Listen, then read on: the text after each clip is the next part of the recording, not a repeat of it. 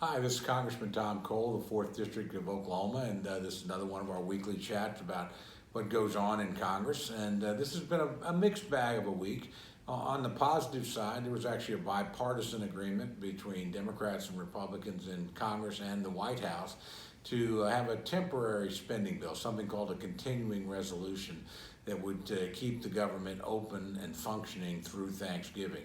And it's hoped that during that time we can come to some major agreements on the spending bills for next year. All that's technically supposed to be finished by September the 30th. Unfortunately, while the House has actually passed most of its bills, all of them out of committee and 10 of them across the floor, the Senate has yet to pass a single appropriations bill. That's the first time in 30 years that's happened, by the way. So for whatever reason, the Senate's just not moving very fast this year, and that's slowing down and endangering things. But we hope this extra time will give them an opportunity to pick up the pace a little bit and actually put us in a position to negotiate a final product that the president's willing to sign. Today, on a less happy note, the House considered a bill and passed a bill that basically would get rid of binding arbitration or arbitration that's in contracts that people have arrived at, and say, subject those contracts to a lot of litigation. We actually, from my point of view, it shouldn't be called the Fair Litigation Act. It should actually be called the Trial Lawyer Protection Act, because it's going to involve trial lawyers and the expensive litigation in almost every contract dispute in the country. Fortunately, it will never pass the Senate. Fortunately, the president issued a veto threat on it, so the vote today was really more symbolic than real, but you hate when a bad idea gets the imprimatur of Congress, and that's exactly what happened today.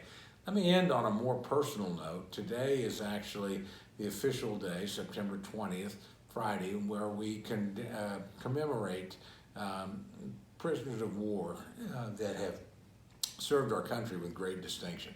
Excuse me for getting a little choked up, because I'm actually named after one of those prisoners of war. My uncle, Thomas Gale, was held by Japanese, or held in Japanese prison camps.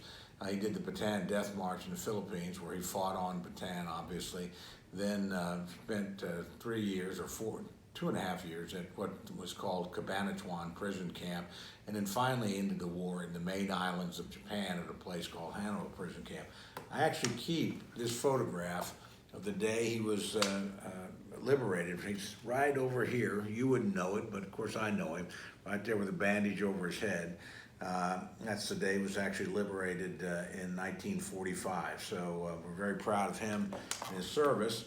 And he was an Indian jeweler, so he had a real talent with his hands. And while he was in prison, he cut this little khaki, it's Japanese khaki, sewed paper in that he'd cut.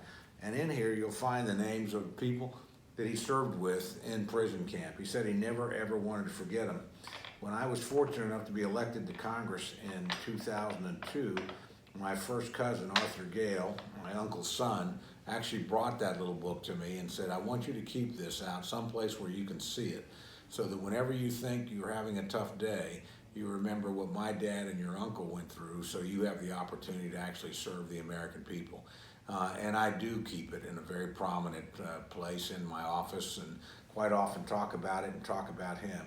He suffered the scars of war greatly, and he had a difficult life. But again, as so many others, he was a brave American.